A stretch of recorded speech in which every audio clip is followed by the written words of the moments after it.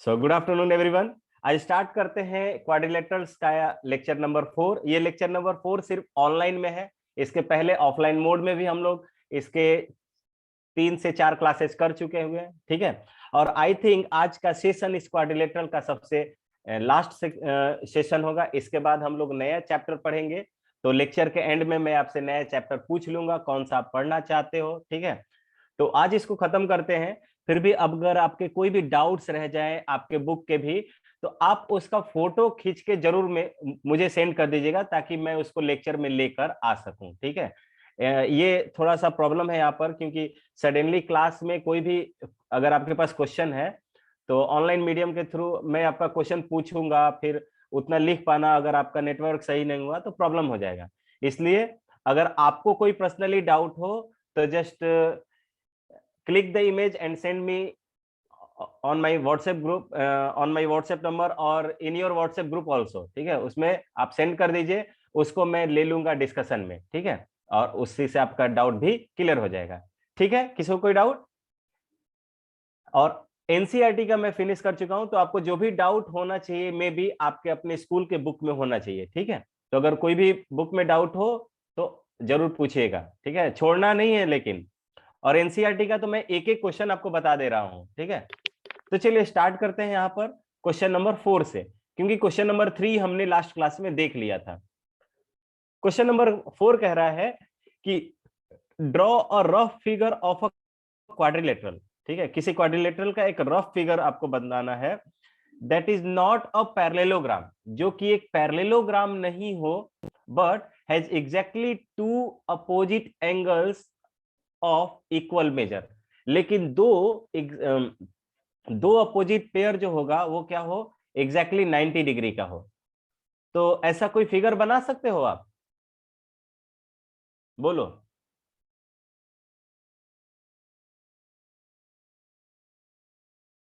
Kite, exactly, great, बहुत अच्छे अंकित आनंद। मैंने बोला था कि काइट जो होता है वो इस तरह का फिगर बनेगा।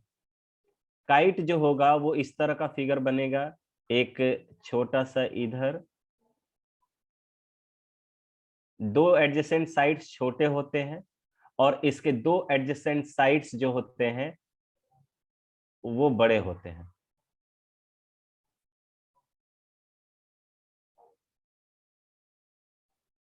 ठीक है।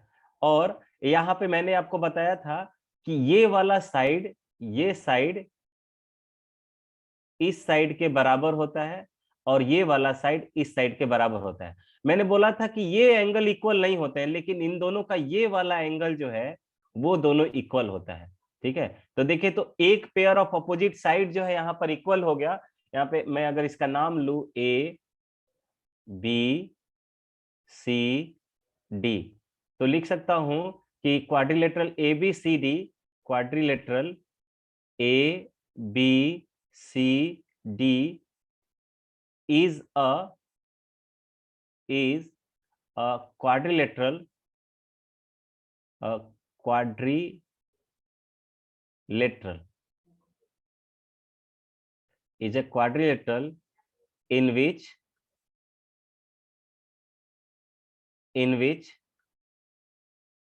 इसका नाम रख देते हैं, in which this angle, इस एंगल बी को क्या लिखेंगे, m of angle A B C, या आप एंगल ए बी सी भी सिंपली लिख सकते हो। This equals to m of angle A D C, A D C, ठीक है। तो यहाँ पर दोनों ये एंगल्स जो है वो इक्वल होंगे, और यहाँ पर ये जो क्वाड्रिलेटरल होगा वो पैरेललोग्राम नहीं होगा, ठीक है। Is a quadrilateral in which this equals to this, and this quadrilateral ABCD, this quadrilateral ABCD is not a parallelogram। ये क्या होगा, एक पैरेललोग्राम नहीं होगा। किसी कोई डाउट हो तो बताइए, अदरवाइज हम लोग नेक्स्ट क्वेश्चन की तरफ मूव करें। तो इसका ऑप्शन हो जाएगा, इसका आंसर हो जाएगा काइट। काइट एक ऐसा क्वाड्रिलेटरल होता है जिसमें one pair of opposite angles जो होंगे वो इक्वल होगा, and another pair of opposite angle जो होगा वो अनइक्वल होगा, और इस तरह का फिगर आपको क्या देख जाता है, एक पैरेललोग्राम नहीं होता है जबकि एक काइट होता है। ठीक है, किसी को कोई डाउट, कोई डाउट हो तो आप चैट बॉक्स में पूछ सकते हो या हैंड रेज कर सकते हो। ठीक है, आई थिंक अभी तक कोई डाउट नहीं होना चाहिए। सचिन, रुपेश, ऋषभ, कैप, अंकित, अदिति, कोई डाउट है बेटा? आगे बढ़े, बोल नहीं पा रहे हो तुम लोग? नो सर, बढ़िए। बढ़े ना, ग्रेट। चलिए नेक्स्ट क्वेश्चन पे, ये तो क्वेश्चन नंबर 4 हो गया। नेक्स्ट क्वेश्चन में कह रहा है, अच्छा अदिति लास्ट क्लास में नहीं थी तो कोई दिक्कत नहीं है ना? बोल। सर उसका वीडियो अपलोड होगा, वो फिर से देख लूंगी। वीडियो अपलोड है बेटा, देख लेना। Okay sir. हाँ चलिए, ये नेक्स्ट क्वेश्चन कह रहा है कि the measure of two adjacent angles of a parallelogram are in the ratio 3:2। कह रहे कि किसी पैरेललोग्राम में एडजेसेंट एंगल का ध्यान दीजिएगा, एडजेसेंट एंगल का मेजरमेंट जो है 3:2 दिया है। अब कह रहा है find the angles of, find the measure of each angles of a parallelogram या ऑफ दैट पैरेललोग्राम। इसका मतलब कह रहा है कि मुझे कोई एक पैरेललोग्राम दिया है, let's say this one is a parallelogram, let's say this one is a parallelogram. ये क्या है, एक पैरेललोग्राम है। इस पैरेललोग्राम में, इस पैरेललोग्राम में अगर मैं इस एंगल और इस एंगल का बात कर लेता हूं, इस एंगल, एंगल ए, इसका नाम ए बी सी डी दिया हुआ है, यहां पर ये एंगल, तो यहां पे मैं मान लेता हूं कि let angle A is to angle D, ये कितना दिया हुआ है, 3:2 दिया हुआ है। ऐसा मान सकता हूं कोई भी दो एडजेसेंट एंगल, आप चाहो तो ए और बी भी मान सकते थे, आप चाहो तो बी सी भी मान सकते थे, आप चाहो तो सी एंड डी मान सकते हैं। बस आपको यह ध्यान रखना है कि लगातार वाले एंगल होना चाहिए, कॉन्जिक्यूटिव एंगल्स होने चाहिए। ये 3:2 में है। तो आप बताइए कि कंसेक्यूटिव इंटीरियर एंगल्स की प्रॉपर्टी क्या होती है किसी पैरेललोग्राम में, कौन बताएगा? मोहम्मद कैफ, तुम बताओगे क्या? सॉरी कैफ अली, कैफ अली आप बताओगे? What is the property of to consecutive interior angles of a parallelogram? हाँ बोलो। अच्छा म्यूट नहीं कर, अनम्यूट नहीं कर पा रहा। अदिति तुम बताओगी? इसके पहले वाला क्लास में भी हमने ये प्रॉपर्टी सब करवाया हुआ है, बोल।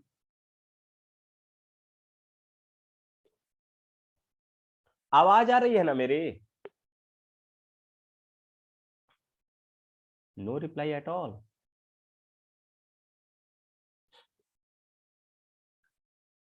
हाँ ऋषभ बताओ तो, बताओ। सर दोनों एंगल का सम 180 डिग्री होगा। हाँ बहुत शानदार। तो प्रॉपर्टी जो होता है वो 180 डिग्री होता है। तो रेशियो के टर्म में आपको पता होगा, मैं मान लेता हूं let angle A equals to 3x and angle D equals to, आप एंगल बी भी मान सकते थे, angle D equals to 2x।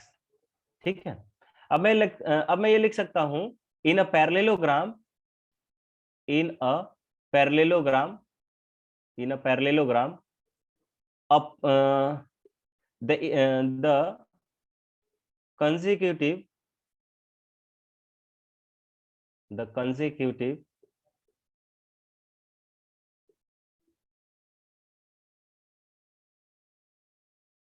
the consecutive interior angles, interior angles are supplementary, are supplementary। Supplementary का मतलब होता है दोनों का सम 180 हो जाना, सप्लीमेंट्री।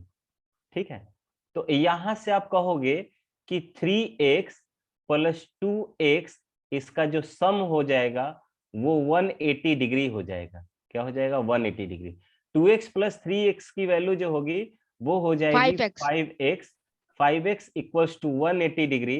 तो मैं यहां से कह सकता हूं कि x जो मिलेगा 180 डिग्री बाई 5, 180 डिग्री बाई 5 की वैल्यू क्या हो जाएगी? 36 36 डिग्री। इसका मतलब कि एंगल ए जिसकी वैल्यू आपने 3x लिखा था, 3x, उसको आप 3 इंटू 36 लिखोगे। और एंगल बी, 108 हाँ एंगल बी, बी नहीं डी, एंगल डी आपने जो 2x लिखा था वो आप लिख सकते 2 इंटू 36। सब लोग एंगल की वैल्यू लिखिए। यहाँ पे 36 डिग्री है तो ये 108 डिग्री हो जाएगा एंड इसका दिस विल बी 72 72 डिग्री। ठीक है, यानी कि अब यहाँ पे आप इस फिगर में चले जाइए और मेंशन कर दीजिए एंगल ए जो मिला वो आपको मिला 108 डिग्री और एंगल डी मिला 72 डिग्री। अब मैं जानता हूं कि opposite angles in a parallelogram are equal, तो जो एंगल डी होगा वही एंगल बी मिलेगा, मुझे वही एंगल बी मिलेगा। इसका नाम इस तरह से, तो इसका इसमें 2 लाइन दे दीजिए और angle A equals to angle C मिलेगा। हाँ दीदी बोलो। सर ये 5 नंबर वाला फिर से समझा दीजिए ना, आवाज थोड़ा कट कट के आ रहा था। अच्छा, इसमें हमने बताया है ना कि यहाँ पे लिखा हुआ है कि दो लगातार इंटीरियर एंगल का सम किसी पैरेललोग्राम में 180 डिग्री होता है, राइट। तो यहां से मैं बोल सकता हूं कि मैंने कोई दो लगातार angle A and angle D ले लिया। तो angle A and angle D जो है वो 3x और 2x के 3 और 2 के रेशियो में दिया हुआ है, तो मैं इसको 3x एंड 2x एज्यूम कर सकता हूं। तो इन दोनों का सम जो है 180 डिग्री होना चाहिए था। तो मैं यहां से कह सकता हूं कि 3x प्लस 2x की वैल्यू जो होगी वो 180 डिग्री हो गए। दिस इंप्लाइज 5x की वैल्यू 180 डिग्री, तो x की वैल्यू यहां से 36 डिग्री मिला। तो एंगल ए की वैल्यू 3 इंटू एक्स हो जाएगा, तो x की वैल्यू यहाँ पे रखेंगे 36, तो आपको 108 डिग्री एंड 72 डिग्री यहां से angle A and angle D find हो जाएगा। अब मैं जानता हूं कि इन अ पैरेललोग्राम, एक नया प्रॉपर्टी, इन अ पैरेललोग्राम, इस प्रॉपर्टी को भी मैंने आपको बताया हुआ है। In a parallelogram opposite angles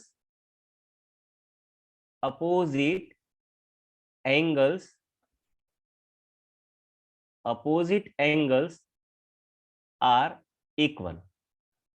opposite angles जो होते हैं वो इक्वल होते हैं, तो यहां से आप कह सकते हो कि एंगल सी जो होगा वो एंगल ए के बराबर होगा और इसकी वैल्यू भी क्या हो जाएगी?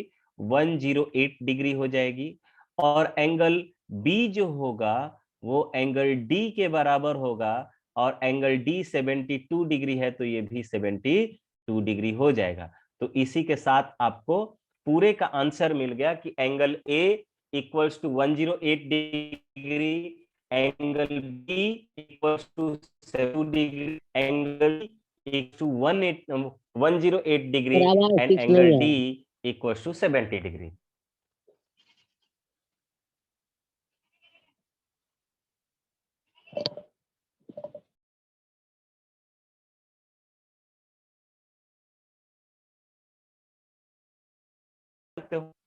सर आवाज आते हैं नहीं आ रहा नेक्स्ट। आवाज नहीं आ रहा, प्रॉब्लम हो रहा है क्या आवाज में? सर आवाज नहीं आ रहा। वेट वेट,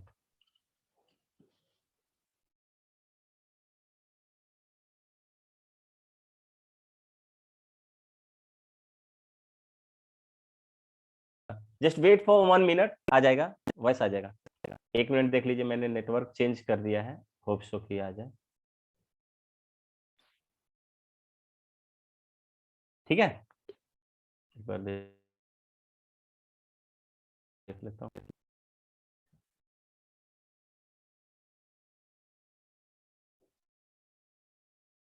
सबको दिख रहा है screen? Yes sir. Question number 5 भी हो गया, क्वेश्चन नंबर 4 5 हो गया। क्वेश्चन नंबर 6 कह रहा है to adjacent angles of a parallelogram have equal major. दो एडजेसेंट एंगल का मेजरमेंट इक्वल है, ठीक है, यानी कि दो एडजेसेंट एंगल का सम कितना होना है? 180 डिग्री। अगर दोनों इक्वल हैं तो दोनों कितने कितने हो जाएंगे? 90 बोलो 90 90 हो जाएगा, और एक एंगल 90 हुआ तो जस्ट उसका वाला भी अपोजिट एंगल 90 हो जाएगा, और दूसरा 90 हुआ तो उसका जो अपोजिट है वो भी 90 हो जाएगा। तो इसमें जितने भी एंगल्स हैं वो सब 90 डिग्री के हो जाएंगे। ठीक है, find the measure of each of the angles of the parallelogram. तो ईच एंगल इज कितना हो जाएगा, each angle is 90 degree. Each angle is of 90 degree, is of 90 degree. ठीक है, इसको मैं नीचे लिख देता हूँ, क्वेश्चन नंबर 6 है ना ये, यहाँ पे फिगर खराब करेगा। क्वेश्चन नंबर 6 में मैं लिख सकता हूँ ईच एंगल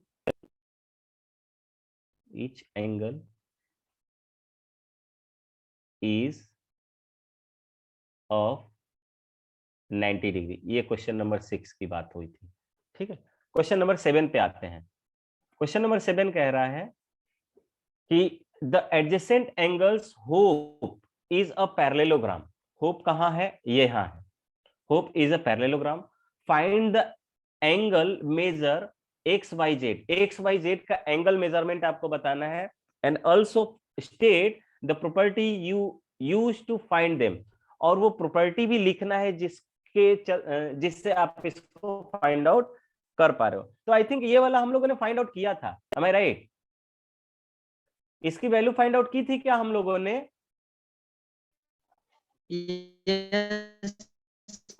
इसकी वैल्यू हम लोगों ने फाइंड आउट किया था। Yes sir. ग्रेट, इसकी वैल्यू फाइंड, तो इसको छोड़ देते हैं क्वेश्चन नंबर 7 को। एंड क्वेश्चन नंबर 8 भी किया था क्या हम लोगों ने? Yes sir. Yes sir. ठीक, आप लोग चैट बॉक्स में भी लिख सकते हो, कोई जरूरी नहीं कि यहाँ बोले। ठीक है, यस लिखने में कोई टाइम नहीं लेगा, नहीं तो थम्स अप हम लोग वो कर सकते हैं, थम्स अप का साइन दे सकते हैं। सर नीचे ठीक वाला है, का भी हो गया। ये वाला हो गया है ये भी। Yes sir. ग्रेट, ये आई थिंक पूरा नहीं हुआ था भाई, मुझे जहां तक लगता है कि ये पूरा नहीं हुआ था। अंकित, नो ये सर। हुआ है? नो ये सर। पूरा नहीं हुआ है अभी, ये नहीं हुआ है। हाँ, और इसके बाद वाला स्लाइड ये भी नहीं हुआ, इसमें एक दो शायद ट्रू हुआ फॉल्स हो। हो गया है सर, एक ही। ट्रू फॉल्स हुआ है, हाँ। तो देख लेते हैं पहले ये वाला, ये क्वेश्चन नंबर 10 है। क्वेश्चन नंबर 10 सबको दिख रहा है ना? नहीं दिख रहा होगा थोड़ा सा और इसको बड़ा कर देते हैं, दिख रहा होगा। क्वेश्चन नंबर 10 पर आते हैं। How this is trapezium, explain करना है कैसे ये फिगर ट्रेपेजियम है। Which of its two sides are parallel, कह रहा है कि आपको बताना है कि कौन सा इसका साइड जो होगा वो पैरेलल होगा। ठीक है, तो बताइए कैसे बताओगे? बताओ तो कैसे बताओगे कि कौन सा इसका दो साइड पैरेलल है? बोलो, एनी आइडिया? हाँ ऋषभ बताओ तो, कैसे बताओगे? नेटवर्क सही नहीं है तुम्हारा, उधर आवाज नहीं आ रहा है। सर। और कोई बोलेगा? अंकित सर। तुम बताओ तो, अंकित आनंद। सर। अब आ रहा है, सर आ रहा है बोल आवाज? बोल। हाँ, सर उसका sir sum of interior angle का सर वो सम 180 डिग्री होता है। बहुत शानदार। यहां पर देखिए, angle M plus angle L जो होगा वो 180 डिग्री आ रहा है। तो हम यहाँ पे कह सकते हैं, ये क्वेश्चन नंबर 10 देखिए कैसे एक्सप्लेन करेंगे इसको। क्वेश्चन नंबर 10 लिखेंगे, since angle L plus angle M is equal to कितना हो जाएगा, 80 डिग्री और प्लस 100 डिग्री, ये क्या हो जा रहा है, 180 डिग्री हो रहा है। ठीक है, और ये दोनों क्या है, कंसेक्यूटिव इंटीरियर एंगल्स हैं। तो that is the co interior, मैंने बोला था कंसेक्यूटिव इंटीरियर एंगल्स को को इंटीरियर एंगल्स भी बोलते हैं। तो द को इंटीरियर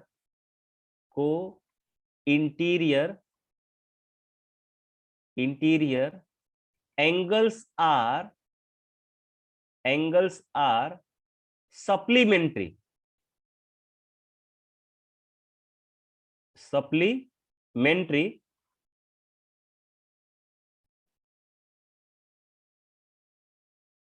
सप्लीमेंट्री। ठीक है, सप्लीमेंट्री है, वेयर वेयर ये LM जो होगा, LM is a transversal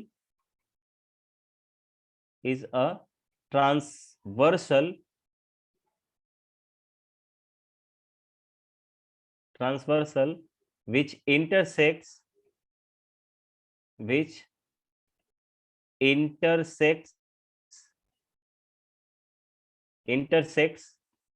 the lines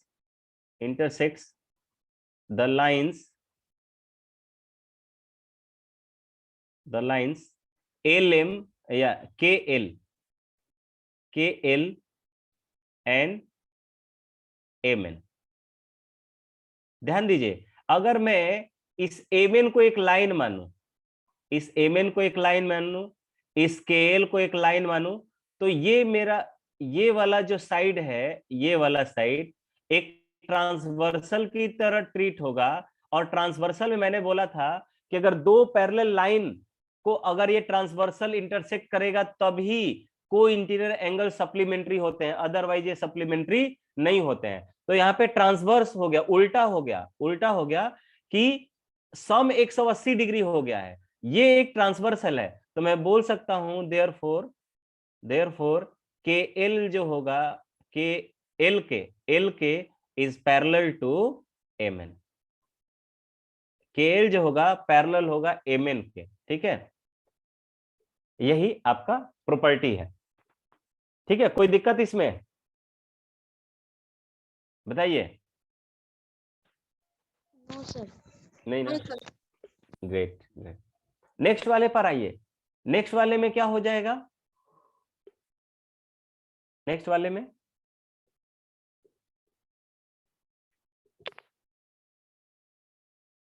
बोलो, नेक्स्ट वाला कैसे करेंगे?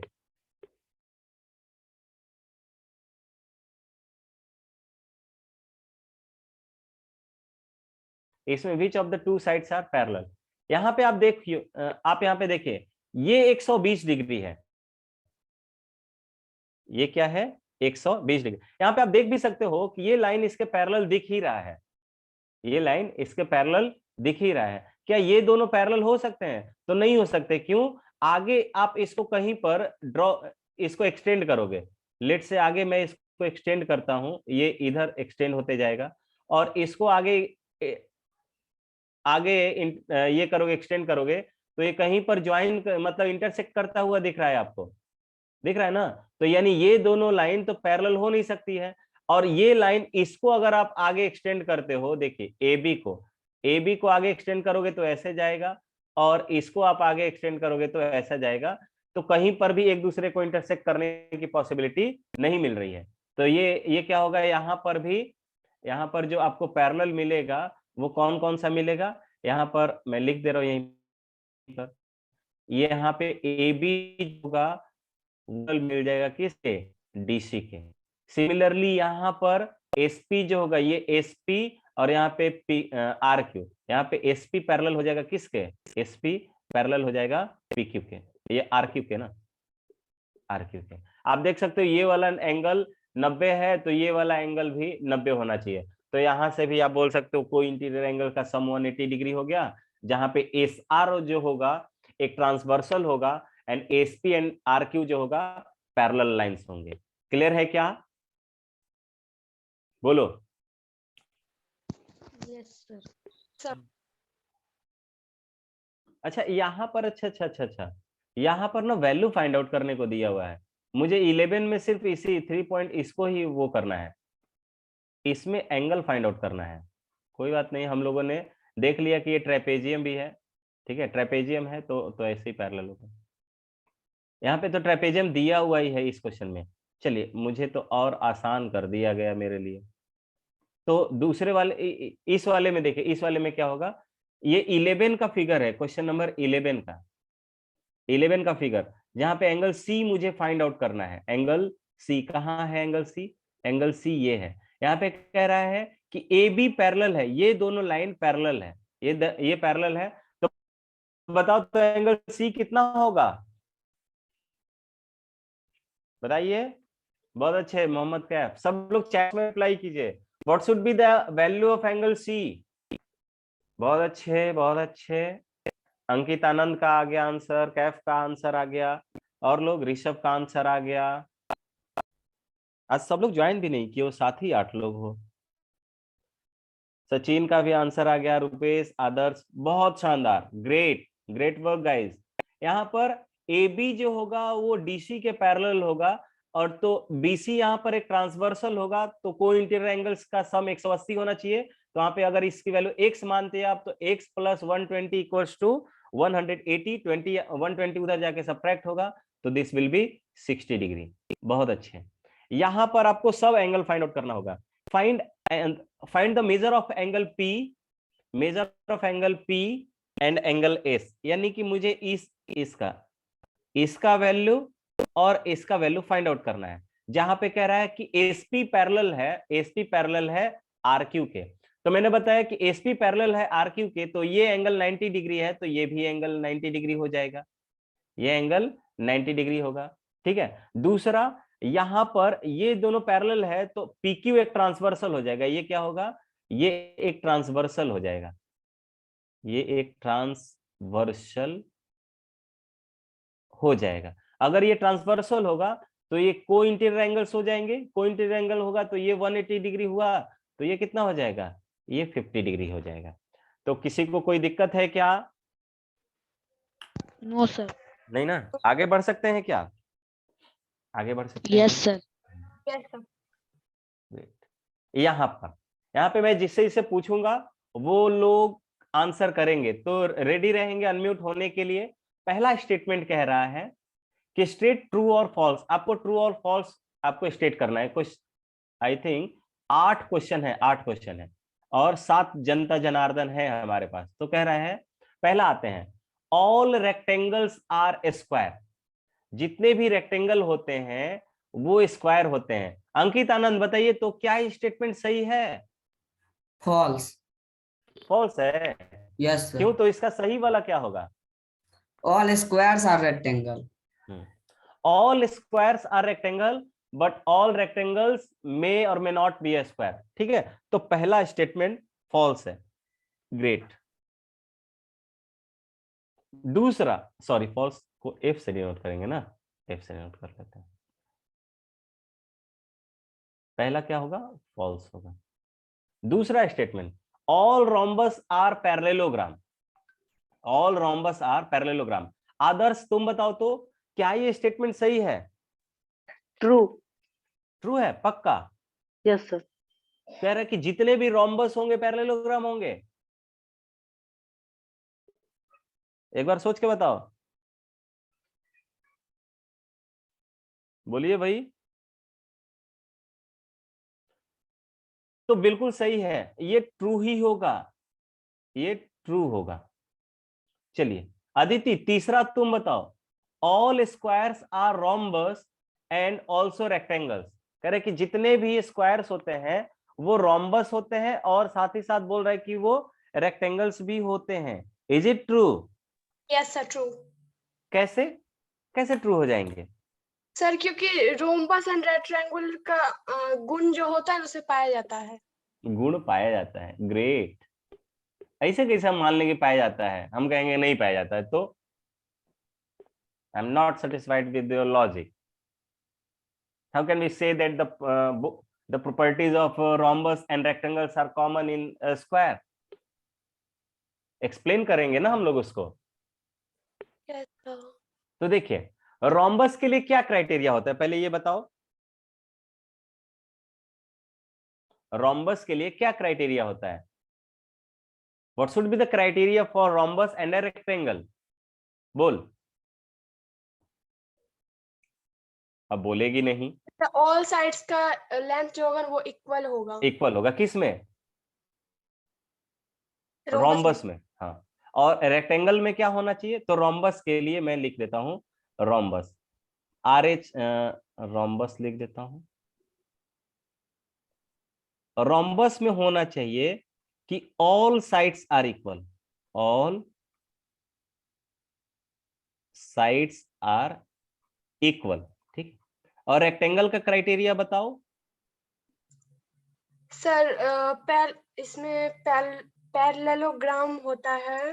पैरेललोग्राम तो सब होगा गधी, पैरेललोग्राम तो सब होंगे तीनों, स्क्वायर भी होगा, रोम्बस भी होगा, रेक्टेंगल भी होगा, तभी तो कंपैरिजन अलाउड हो रहा है। तो यहाँ पे दो प्रॉपर्टी इसमें होता है, पहला अपोजिट साइड्स इक्वल होते हैं, यस सर। और अपोजिट साइड्स आर इक्वल, और दूसरा एंगल के रिगार्डिंग बोलोगे, each angle is 90 degree, each angle is 90 degree is 90 degree. अब अगर ये सब प्रॉपर्टी अगर रेक्टेंगल अगर स्क्वायर में हो जाए, इफ ऑल दीज प्रॉपर्टी, कौन कौन सी प्रॉपर्टी, सभी साइड्स इक्वल हो जाए, अपोजिट साइड्स इक्वल हो जाए, और हर एंगल 90 डिग्री का हो जाए, तब आपका ये स्टेटमेंट क्या हो जाएगा, ट्रू हो जाएगा। अब स्क्वायर में क्या क्या प्रॉपर्टी होता है, स्क्वायर की प्रॉपर्टी क्या क्या होती है बताओ, प्रॉपर्टी जब स्क्वायर क्या क्या होता है, तो स्क्वायर के बारे में लिख लेते हैं। स्क्वायर, स्क्वायर की प्रॉपर्टी, रुपेश तुम बताओ तो, what are the properties of a square, जल्दी बोल। सर ऑल साइड इक्वल रहेगा और सभी एंगल 90 डिग्री हो। बहुत शानदार, all sides are equal, all sides are equal, and दूसरा, and each angle is 90 degree.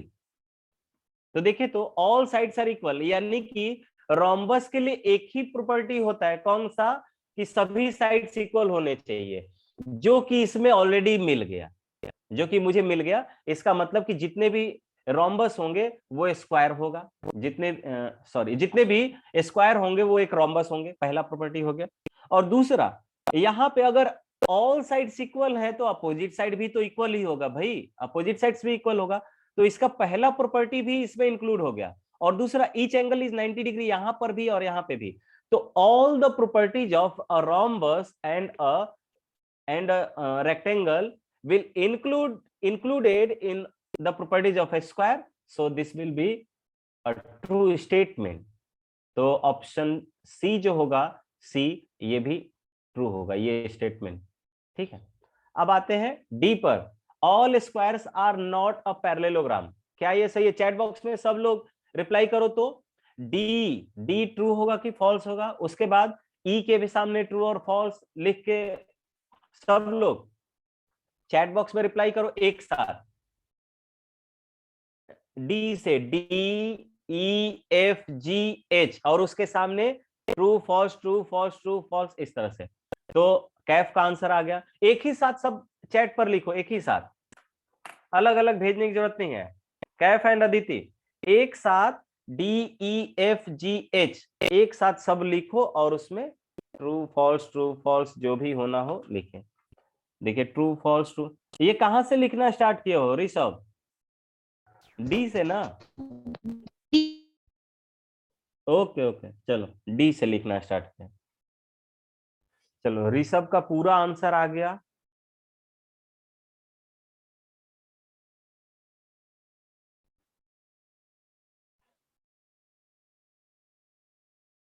और लोग रिप्लाई कीजिए भाई। चलो, तो ऋषभ का आया है कि डी का आंसर आया है false, D false, E true, चलो ई ट्रू, फिर F false, G false, H false. Ankit Anand का आंसर आया है, और लोग रिप्लाई करें।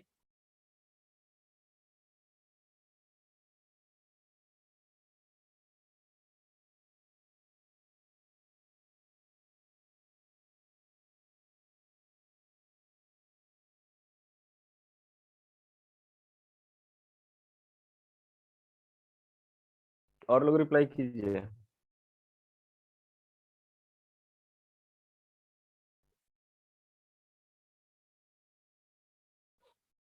तो देखिए यहां पर कह रहा है कि all squares are not parallelogram, ये फॉल्स स्टेटमेंट है, क्योंकि मैंने बोला था कि पैरेललोग्राम का टाइप होता है square. Square is a type of a parallelogram. So कोई भी ऐसा स्क्वायर नहीं मिलेगा जो पैरेललोग्राम नहीं होगा। ठीक है, तो ये स्टेटमेंट फॉल्स हो गया। कह रहे ऑल काइट्स आर रोम्बस, कह रहा है कि जितने भी काइट्स होते हैं रोम्बस होते हैं। भाई दोनों का प्रॉपर्टी ही मैच नहीं करता है। क्यों? रोम्बस जो है एक पैरेललोग्राम है। रोम्बस क्या है? एक पैरेललोग्राम है। लेकिन ये काइट जो है वो एक नॉन पैरेललोग्राम है, और ट्रेपेजियम भी नहीं है, तो नॉट अ पैरेललोग्राम। तो parallelogram and not a parallelogram की प्रॉपर्टी कभी एक जैसी नहीं हो सकती, तो ये स्टेटमेंट भी फॉल्स होगा। गलत आंसर है तुम्हारा अंकित आनंद, ये भी फॉल्स स्टेटमेंट होगा। बहुत अच्छे आदर्श। ठीक है, अब कह रहा है ऑल रोम्बस आर काइट। क्या कह रहा है कि जितने भी रोम्बस होते हैं वो काइट हो सकते हैं क्या? Yes sir.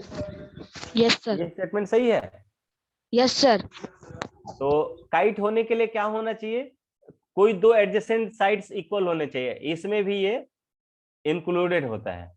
और ये और क्या प्रॉपर्टी होती है? बस चलो एक प्रॉपर्टी इसके लिए, तो यही नेसेसरी कंडीशन होता है ना, यही नेसेसरी कंडीशन होता है।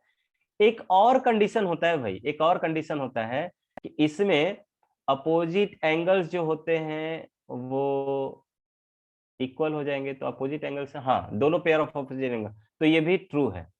This statement is true. तो एफ ट्रू होना चाहिए सबका। सही, बहुत अच्छे। उसके बाद आते हैं ऑल पैरेललोग्राम्स आर ट्रेपेजियम। जितने भी पैरेललोग्राम है वो ट्रेपेजियम है। क्या ये बात सही है? Yes sir. Yes sir. Trapezium के लिए one pair of opposite sides parallel होना चाहिए, और पैरेललोग्राम में दोनों होता है तो इंक्लूड किया हुआ है, तो ये भी क्या है? ट्रू है। उसके बाद आता है all squares are trapezium. Is it true? Yes sir. Last वाला ट्रू है कि फॉल्स है? True sir. ट्रू है ना। कह रहे कि जितने भी स्क्वायर होते हैं वो ट्रेपेजियम होते हैं। ट्रेपेजियम में again one side, one pair of opposite side parallel होगा, और यहाँ पर दोनों pair of opposite sides parallel होगा, तो इंक्लूड किया हुआ है इसका प्रॉपर्टी। ठीक है, तो ये भी क्या हो जाएगा? ये भी ट्रू हो जाएगा। ये भी क्या हो जाएगा?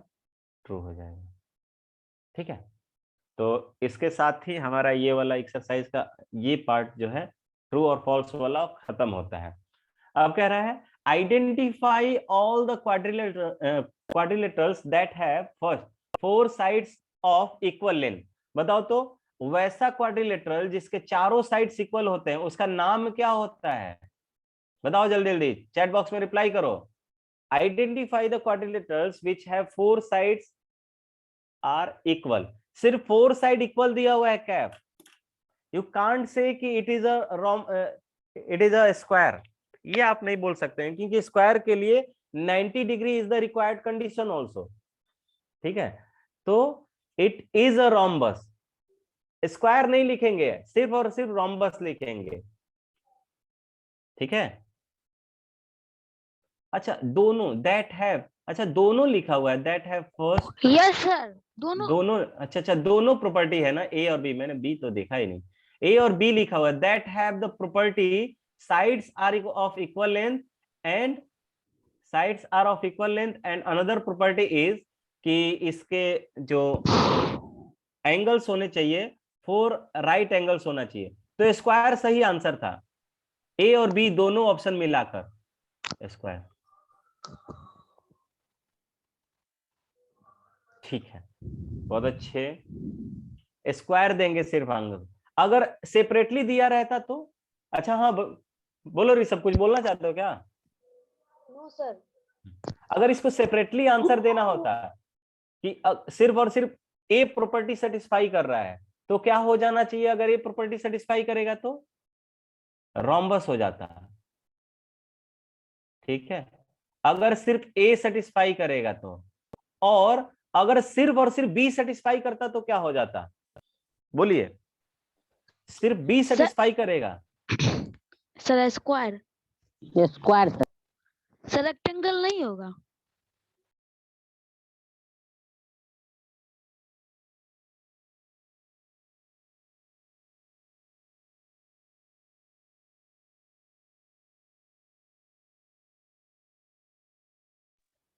सर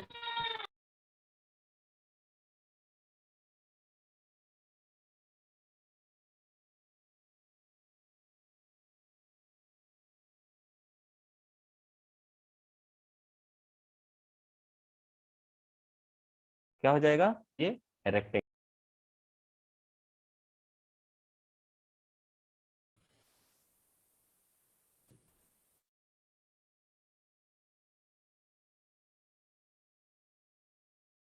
ठीक है, अगर सिर्फ और सिर्फ ए प्रॉपर्टी सेटिस्फाई करेगा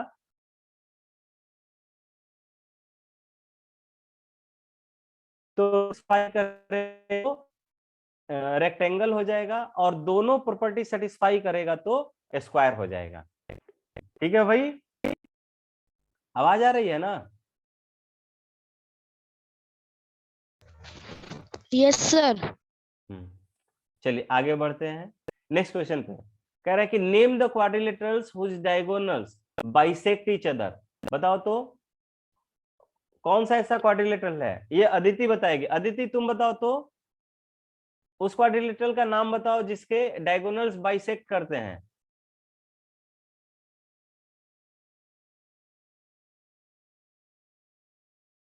बोलिए जल्दी।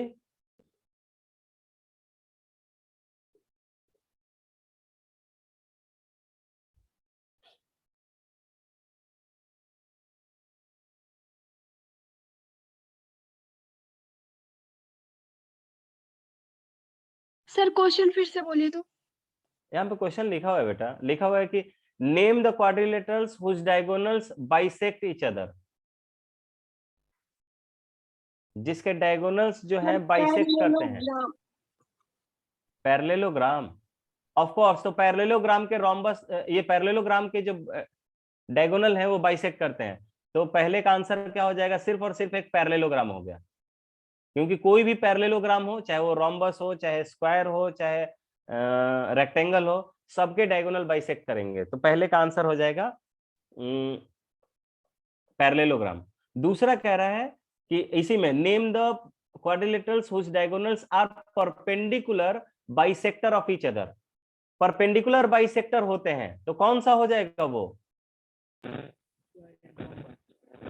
रोम्बस हो जाएगा। बहुत अच्छे, रोम्बस के जो डायगोनल होते हैं वो परपेंडिकुलरली बाइसेक्ट करते हैं, रोम्बस हो जाएगा।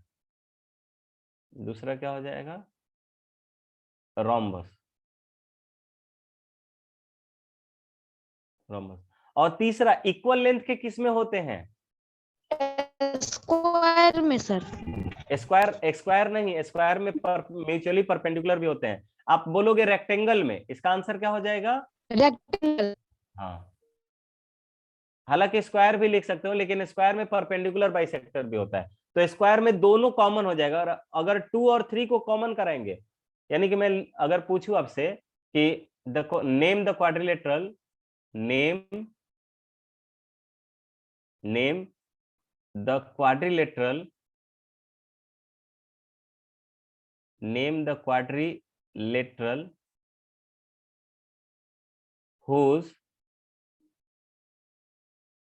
whose diagonals are equal, whose diagonals, whose पहला, whose diagonals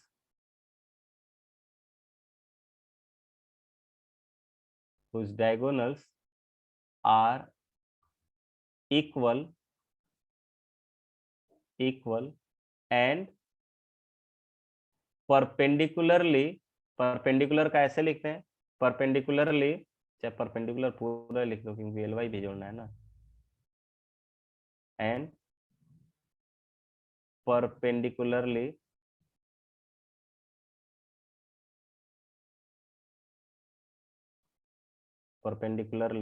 bisect each other, bisect each other। ठीक है, तो कौन सा हो जाएगा, तब इसका आंसर हो जाएगा स्क्वायर, तब इसका आंसर क्या हो जाएगा, स्क्वायर हो जाएगा। ठीक है, चलिए यहां पर एक क्वेश्चन नंबर 3 तो छूट ही गया। कह रहे कि explain how a square is a quadrilateral. बताइए तो एक्सप्लेन कीजिए तो कैसे एक स्क्वायर को आप एक क्वाड्रिलेटरल बोलोगे? कौन बता सकता है?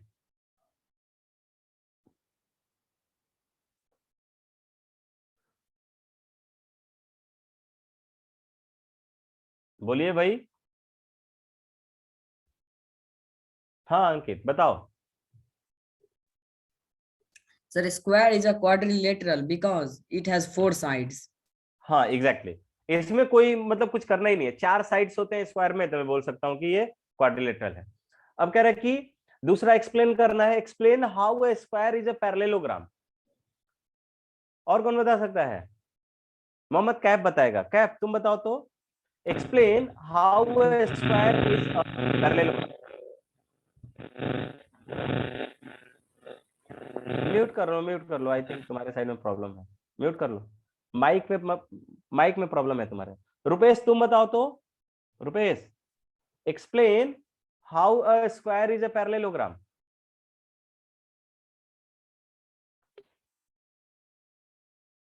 रुपेश समय ऑडिबल।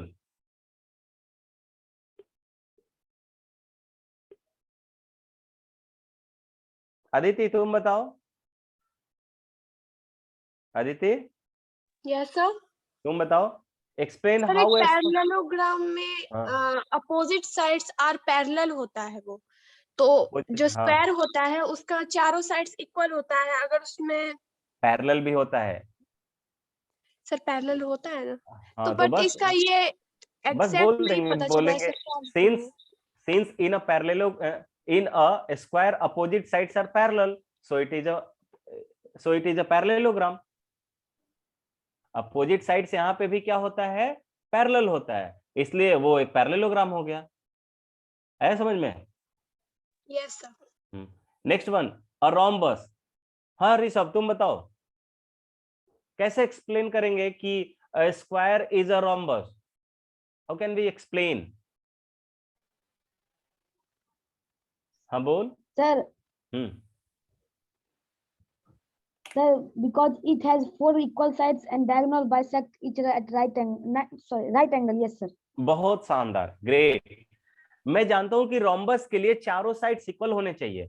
और दूसरा डायगोनल वाली प्रॉपर्टी की बात करूं तो इसमें जो डायगोनल होते हैं वो परपेंडिकुलरली बाइसेक्ट करते हैं। तो कोई भी एक प्रॉपर्टी, ऐसा नहीं कि दोनों सेटिस्फाई कराना है, ठीक है? दोनों रिक्वायर्ड ये कंडीशन नहीं होता है, एक होगा तो दूसरा जरूर हो जाएगा।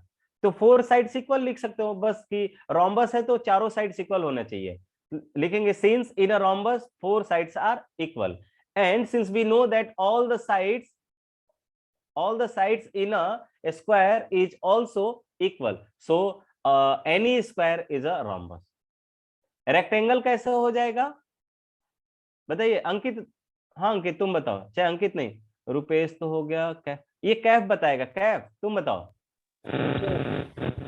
अच्छा अच्छा, इसके माइक में प्रॉब्लम है, बंद कर दो, बंद कर कैफ।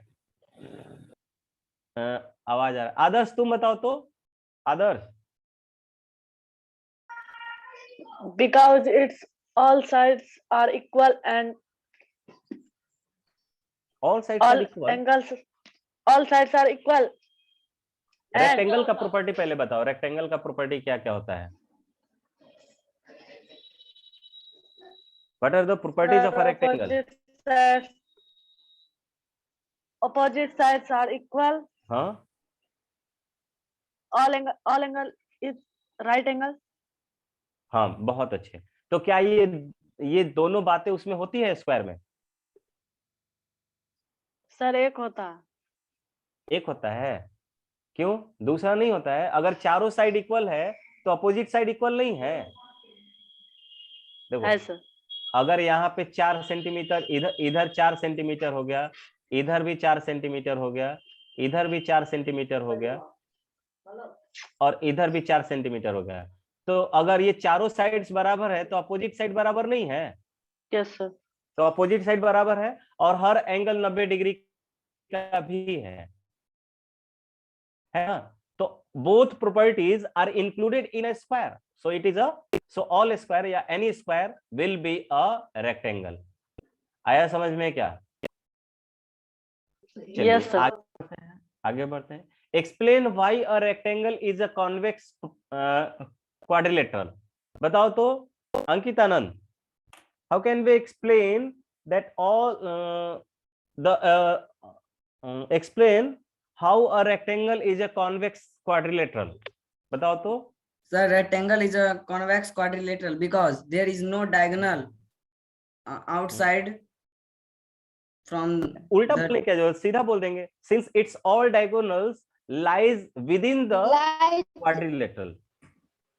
नहीं, yes sir, all the diagonals, हाँ, all the diagonals lie within the quadrilateral, so this quadrilateral या any rectangle is a convex quadrilateral। ठीक है, उसके बाद आ जाते हैं, यहाँ पे दिया हुआ है 6 नंबर में, ABC is a right angle triangle. ABC एक राइट एंगल ट्रायंगल दिया है, फिगर भी दिया हुआ है, and O is the mid point. O is the mid point of the side opposite to the right angle. Right angle के अपोजिट वाला साइड क्या होता है, पहले ये बताओ। इस अगर कोई भी एक राइट एंगल ट्रायंगल है, let's say this one is a right angle triangle, पहले इस तरह का दिया हुआ है कि एक राइट एंगल ट्रायंगल दिया हुआ है आपको,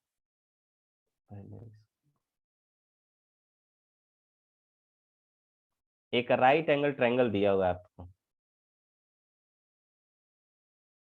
ठीक है, ABC इसका नाम होगा, और राइट एंगल ट्रायंगल का ये वाला साइड ज्वाइन किया हुआ है, ये दिया हुआ है A, ये दिया हुआ है B, ये दिया हुआ है C, और B पर राइट एंगल बना हुआ है तो राइट एंगल बना दिया। बताइए तो इस साइड का नाम क्या हो जाएगा इसके अकॉर्डिंग,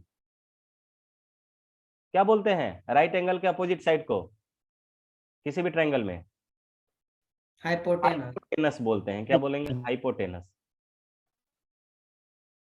हाइपोटेनस, हाइपोटेनस बोलेंगे। अब आगे पढ़ते हैं, क्या दिया हुआ है, कह रहा है कि एक राइट एंगल ट्रायंगल है, मिड पॉइंट को ओ से नाम दिया है, तो मैं बोलूंगा कि इसका मिड पॉइंट AC का मिड पॉइंट कहीं यहां पर है और इसका नाम क्या है, O है, O लिख दिया हमने। अब कह रहा है O, explain why O is equidistant from ABC। आपको एक्सप्लेन करना है कि O जो है ABC से कैसे इक्विडिस्टेंट पर है, एक समान दूरी पर है। तो बस आपको क्या करना है, इसके पैरेलल लाइन ड्रॉ कर लेना है, इसके पैरेलल लाइन ड्रॉ कर लेना है, डॉटेड लाइन। तो मैं डॉटेड लाइन यहाँ पे ड्रॉ करने में टेढ़ा हो जाएगा, तो मैं इस तरह का एक लाइन ड्रॉ कर लेता हूँ रेड कलर से, और इसको यहाँ से। तो अब देखिए यहाँ पर जैसे ही ऐसा किया क्यों गया इस तरह का कंस्ट्रक्शन, ऐसा इसलिए ताकि ये एक पैरेललोग्राम हो जाए। क्या हो जाए? पैरेललोग्राम। अब ये भी 90 डिग्री हो गया, तो ये पैरेललोग्राम हो गया, तो मैं जानता हूं कि इसके डायगोनल क्या होंगे, बाइसेक्ट करेंगे। डायगोनल बाइसेक्ट करेंगे तो ये वाला इस मिड पॉइंट को मिलाओगे, तो ये आपका क्या हो जाना है, ये आपका यहाँ पे पॉइंट दे, ये भी आपका एक डायगोनल हो जाना है। तो इसका नाम O रखे हो, इसका नाम कुछ रख दो D। तो मैं देख सकता हूं क्या, मैं जानता हूं कि यहाँ पे लिखेंगे construct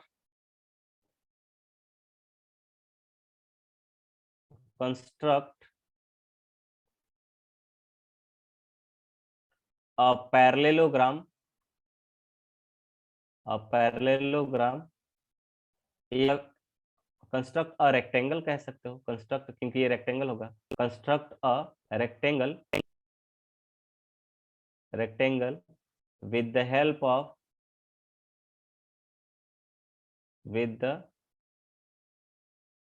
of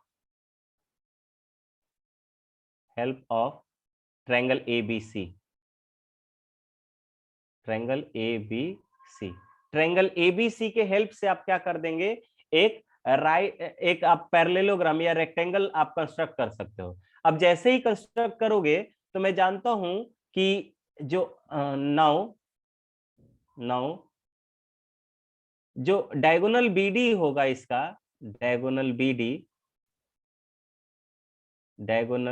BD passes through passes through the midpoint O, passes through the midpoint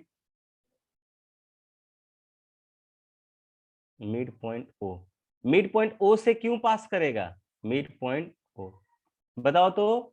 क्योंकि मैं जानता हूं कि किसी भी पैरेललोग्राम या रेक्टेंगल का डायगोनल जो होता है वो एक दूसरे को बाइसेक्ट करता है, सो पास करेगा O से। देयरफॉर मैं बोल सकता हूं कि OB जो होगा, OB वो हो जाएगा OD के बराबर, और यही और OA जो होगा वो हो जाएगा किसके बराबर?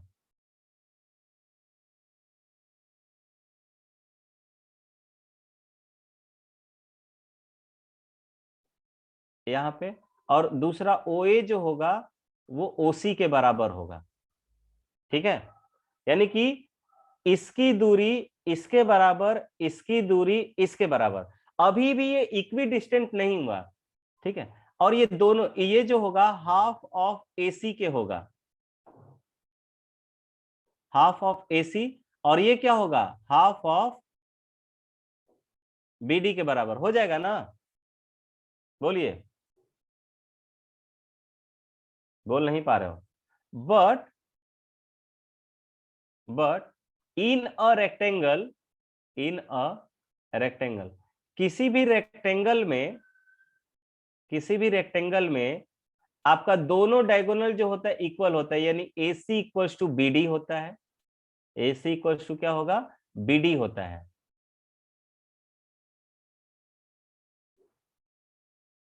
AC equals to BD। तो हाफ ऑफ AC या हाफ ऑफ, सॉरी AC होना चाहिए यहाँ पर, AC equals to BD, AC diagonal है ना। हाफ ऑफ AC जो होगा वो हाफ ऑफ BD के भी बराबर होगा। इसका मतलब आप बोल सकते हो हाफ ऑफ AC को आप OA बोलोगे, OA, और हाफ ऑफ BD को आप OB बोलोगे। ठीक है, बट आप कह सकते हो कि यहां पर आपने देखा है कि OA जो है वो OC के बराबर है, तो इसको आप इक्वेशन 1 रख लोगे, इसको यहाँ पर 2 रख लीजिए। यहाँ पे आप थोड़ा सा ध्यान से देखिए, कह रहे OA जो है वो OB के बराबर है, और वही OA OC के बराबर है। जैसे मैंने बोला कि राम की हाइट श्याम के बराबर, ठीक है, राम की हाइट श्याम के बराबर, और इसी राम की हाइट मोहन के बराबर। इसका मतलब कि यहाँ पे तीनों जो जनता है उसकी हाइट क्या है? बराबर है। यहां पर भी वही है, OA का वैल्यू OB के बराबर, इसी OA का वैल्यू OC के बराबर। तो दोनों, देयरफॉर आप यहां से कंक्लूजन निकालोगे कि OA equals to OB equals to what? OC। 10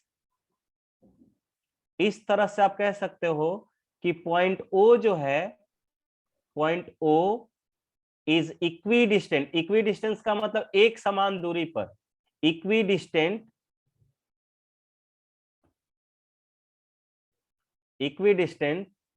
from ABC, from A, B and C। ठीक है, और इसी के साथ आपका ये चैप्टर जो होता है फिनिश होता है। ठीक है, किसी को कोई समस्या बताइए, जल्दी से रिप्लाई करो भाई।